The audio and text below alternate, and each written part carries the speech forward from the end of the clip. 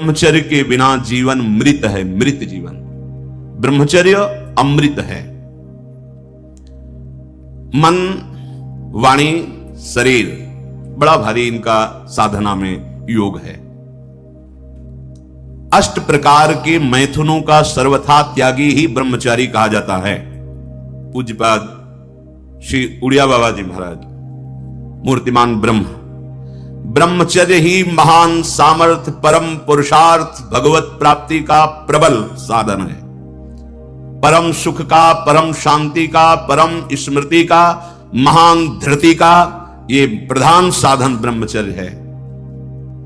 जो इस साधन से हीन है वो मृत हैं, खुद देख ले। स्मृति काम नहीं, शरीर में विशेष रजोगुण का प्रभाव, भोग वासना से जलता हुआ हृदय, छल कपट, आगे चलकर शरीर पीड़ा से युक्त हो जाना, बुझा बुझा स्वभाव रहना, हृदय में एक विशेष चिंता, कल्पनात्मक भय, विषाद और पशुवत आचरण, ब्रह्मचर्यहीन जीवन। जो ब्रह्मचर्य धारण करना चाहे, भगवत मार्ग में जो चलते हैं उनके लिए तो है ही, पर जो भी परम सुख, परम आनंद और लोक में उन्नति, परलोक में परम पद, उसे ब्रह्मचर्य अवश्य धारण करना चाहिए। वैरागी के लिए नैष्ठिक ब्रह्मचर्य, आजीवन ब्रह्मचर्य। प्रवृत्ति गृहस्थ मार्ग के लिए संयम पूर्वक ब्रह्मचर्य का बर्ताव करना। जब तक पाणि ग्रहण संस्कार ना हो तब तक ब्रह्मचर्य अवश्य रहो। यदि उस समय तक ब्रह्मचर्य नहीं रहते तो तुम गृहस्थी को ठीक से नहीं चला पाओगे, वास्तविक अच्छे गृहस्थ नहीं बन सकते हो। जो तुम्हारी गृहस्थ की वृत्तियां हैं उनमें तुम सफल नहीं हो पाओगे। व्यभिचार व्यक्ति का सर्वनाश कर देता है। 20 वर्ष या 22 वर्ष की अवस्था तक तो सबको, जो भी बच्चे हैं उनको शिक्षा देनी चाहिए, ब्रह्मचर्य का ही पालन करें। बहुत सुंदर खेती गेहूं की लहलहाती हुई है, और देहाती भाषा में उसे गलेत कहते हैं। गलेत मतलब बाली निकलने को है। अब काट लो आप, एक दाना नहीं मिलेगा, और थोड़ा रुक जाओ धैर्य पूर्वक, बाली आ जाने दो, उसमें दाना पड़ने दो, और दाना पक जाने दो तो 1 बीघा खेत में 40 मन गेहूं होगा। ऐसे ही जो आप 13-14 वर्ष की अवस्था से आपके अंदर परिवर्तन होता है, एक भोगाकर्षण होता है सबके अंदर, सबके अंदर। जो इस भूमि में जन्मा है, या भगवान या भगवत प्राप्त महापुरुष, कारक पुरुष, उसकी बात तो अलग है। अन्यथा जो भी जन्मा है, जहां 12, 13, 14 वर्ष की अवस्था होती है, तो काम वेदना जागृत होने लगती है।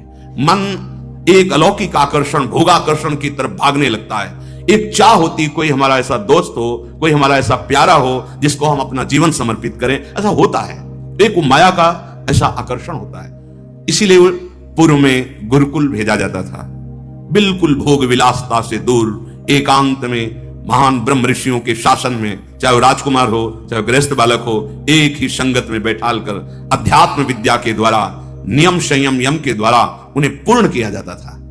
उनका ज्ञान पूर्ण, उनका संयम पूर्ण, विचार उनका सत्य, फिर वहां निर्णय लिया जाता था। अब मैं आजीवन नैष्ठिक ब्रह्मचारी रहकर संन्यास लूंगा, अब मैं गृहस्थ में जाऊंगा। दोनों की पद्धतियां थी।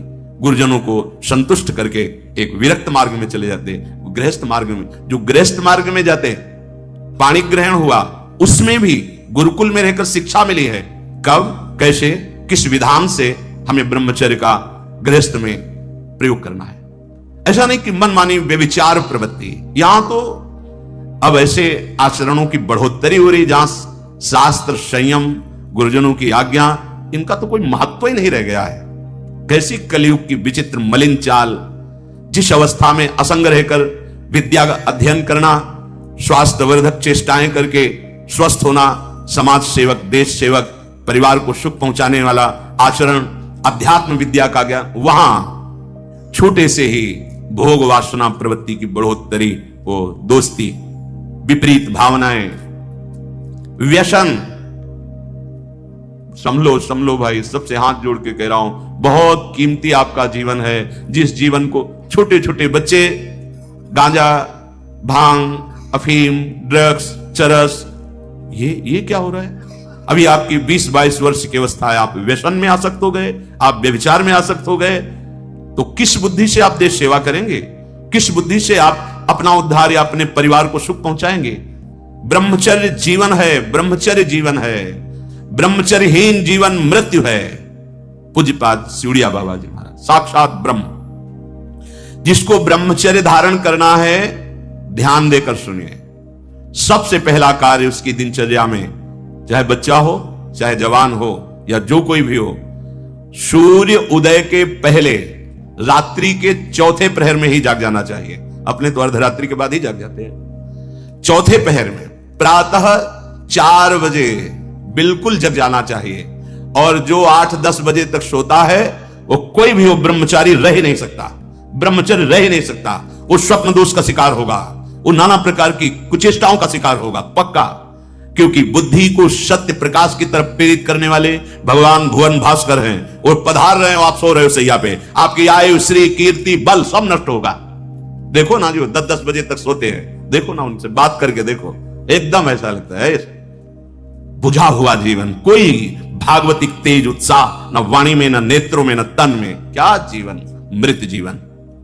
सबसे पहला नियम लीजिए, जहां भी आपको शब्द सुनाई दे, आपका जीवन ब्रह्मचर्य ही अमृत है और आपका जीवन ब्रह्मचर्य ही नहीं मृत्यु है। ब्रह्मचर्य रहने के लिए आपको अपनी दिनचर्या सुधारनी होगी। प्रातः 4 बजे आपको उठना ही होगा, तभी आप ब्रह्मचर्य रह सकते हैं। अगर आप नहीं उठते हैं तो आप देख लेना, इसका आध्यात्मिक प्रभाव पड़ता है। आप देखिएगा 3 बजे से लेकर के सूर्य उदय के तक अगर आप सोते हैं तो आपका स्वप्न दोष बढ़ेगा, आपका संयम बिगड़ेगा। अगर आप कोई ऐसी कुछ चेष्टाएं नहीं किए हैं तो स्वप्न दोष की संभावना ही नहीं होती। आप बाल्यावस्था से कुछ चेष्टाएं करते हैं, संयम विरुद्ध रहते हैं, तो आप ना चाहते हुए फिर सामर्थ्यहीन हो जाते हैं, ब्रह्मचर्यहीन हो जाते हैं। बहुत ध्यान दें, ये अध्यात्म में जैसे पूरा मकान बनने के लिए नींव मजबूत होना जरूरी है। चाहे रेखंड का बना लो आप, अगर नींव मजबूत है, नींव मजबूत नहीं तो फिर मकान ढह जाएगा। ऐसे ही ब्रह्मचर्य हर मार्ग की नींव है। चाहे जिस मार्ग में चलना चाहो, चाहे जिस संप्रदाय में चलना चाहो, चाहे लौकिक मार्ग हो या पारलौकिक, आपका ब्रह्मचर्य नींव है जीवन की। इसको मनोरंजन मत समझो। कैसी तुम्हारी दुर्बुद्धि, अपने हाथ से तुम अपना नाश करते हो। कैसी कैसी दुर्बुद्धि जागृत हो गई, सावधान। पूज्यपाद बाबा कह रहे हैं, जब प्रातः काल उठो, कोई भी हो, अगर थोड़ी भी आस्तिकता है तभी तो ब्रह्मचर्य की भावना आप धारण करोगे। तो उठकर पहला कार्य प्रभु का स्मरण। अपने तो प्रभु के स्मरण की सरसता प्राप्त करने के लिए पहले तो गुरुदेव और भक्तों का स्मरण, फिर प्रभु को। मोरे मन प्रभु से विश्वासा, राम ते अधिक राम कर दासा। भक्त सुमिरन से भगवान बहुत जल्दी प्रसन्न हो जाते हैं। हरि को निज यस ते अधिक भक्तन यस पर प्यार। सबसे पहले महान भक्तों का स्मरण, उनसे हमें सामर्थ्य प्राप्त होती। जब उनका स्मरण करते हैं तो उनकी भजन शक्ति, उनकी कृपा शक्ति हमको बल देती है। हमारी दिनचर्या परम पवित्र और शास्त्र सम्मत होती है। फिर बिना, जिसे आजकल वो चल पड़ा है चाय काफी, बाबा मना करते हैं। ये दिनचर्या ब्रह्मचारी की नहीं होती कि आप सुबह उठे, चाय पिए, फिर सो। नहीं, हाँ, जल के लिए आयुर्वेद में सिद्धांत है, बिना कुल्ला वो मंजन किए आप जल पिए तो जो मुख में, वो आपके उदर को साफ करेगा जाके, आपके उदर को रोग रहित करेगा जाके। अधिक से अधिक पानी, अधिक से अधिक। अगर उल्टी हो जाती तो और अच्छा होता है। जैसे आप पिए 2-4-10 कदम टहले, आपको उल्टी लगे, अगर उल्टी कर दिया तो बहुत अच्छा होगा, क्योंकि पित्त और सब गर्मी निकल गई, नहीं हो रही, पच गया है। फिर इसके बाद आप शौच स्नान आदि क्रिया कीजिए। फिर पवित्र जब शरीर हुआ तो जैसे भजन आवश्यक है वैसे व्यायाम आवश्यक है, वैसे प्राणायाम आवश्यक है। वैसे आपको 2 किलोमीटर दौड़िए, कुछ शारीरिक ऐसा व्यायाम, कुछ ऐसे भी व्यायाम करते हैं। ये कोई व्यायाम पैरे से करना, ये कोई व्यायाम का मतलब पसीना निकले शरीर से, आपके शरीर को 1-2 किलोमीटर दौड़िए। अच्छा, बाहर दौड़ने का नहीं तो जगह जगह ऐसी सुविधाएं आजकल हो गई हो, ट्रेडमिल, हाँ उसमें, और ऐसे कुछ साधन है जिससे करिए। ये भजन है। अगर शरीर स्वस्थ है, पुष्ट है, तो आप भगवत सेवा, देश सेवा सब कर सकते हैं। व्यायाम और जैसे भजन आवश्यक। अगर तुम्हें व्यायाम ही करना है, तुम जवान हो और 3-4 खंड की सीढ़ी, तो नीचे आओ, नीचे से ऊपर 11 बार उतरो, दौड़ो, अभी व्यायाम हो जाएगा। नीचे सीढ़ी से शुरू करो और ऊपर तक जाओ, फिर नीचे आओ, फिर ऊपर 11 बार करो, देखो पसीना आ जाएगा, दौड़ो। ब्रह्मचारी बनना है तो ब्रह्मचर्य पचाने के लिए भी तो चाहिए ना। अब आधा घंटा पद्मासन 30 मिनट कोई बहुत नहीं होता, बैठ करके आप प्राणायाम, अनुलोम विलोम, जो आजकल शिक्षाएं भी दी जाती है इसकी, आप उसको कीजिए। आसन पे बैठिए, आपका शरीर स्वस्थ रहेगा। फिर अगर आप विद्यार्थी हैं तो जैसे हम शास्त्र स्वाध्याय करते हैं उसी भावना से आप आप देखो, अगर स्मृति आपकी प्रवीण ना हो तो बताना, और आहार आपका सात्विक हो। छोटे छोटे बच्चे, चाय काफी, ये अवस्था है बच्चों की, चाय काफी के अब 50-60 की अवस्था हो गई, शरीर बहुत, वो ठीक है। ऑफिस में बहुत काम पड़ रहा है, वो थोड़ा ठीक है।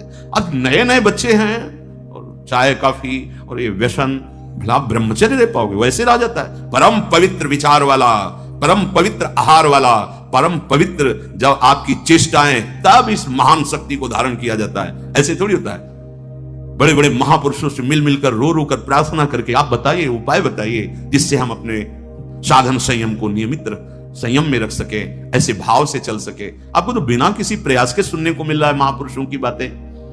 बिल्कुल समझ, आप रह के देखिएगा, एक नवीन उत्साह। हारिएगा नहीं। आपने यदि गलत संस्कार बना लिए तो हारिए मत। कुछ समय तक बिना चाहे वो अभ्यास आपको गिराएगा, लेकिन आप बिल्कुल नियम संयम में दृढ़ रहिए, धीरे धीरे शांत हो जाएगा। ये आप धीरे धीरे शांत हो जाएगा। अब आपकी दिनचर्या में 2 प्रकार के ब्रह्मचर्य, एक आजीवन ब्रह्मचर्य, तो वैरागी का तो आजीवन ब्रह्मचर्य होता है। जो प्रवृत्ति गृहस्थ मार्ग में, उनका संयम का होता है। शास्त्र संयम के अनुसार बर्ताव करे तो उसका जीवन बड़ा सुखमय जाएगा। केवल मन के अनुसार चलने पर कि आप गृहस्थ हैं तो आपके लिए छूट नहीं। देखो, परम ब्रह्मचारी भीष्म जी अपहरण करके स्वयंवर में जीत कर जबरदस्ती राजकुमारी, वो एक राजधर्म है, मैं ले जा रहा हूं राजकुमारियों को महाराज विचित्रवीर के लिए हस्तिनापुर के सिंहासन पर आरूढ़ है, जिसकी ताकत हो छोड़ा, वो राजाओं का है।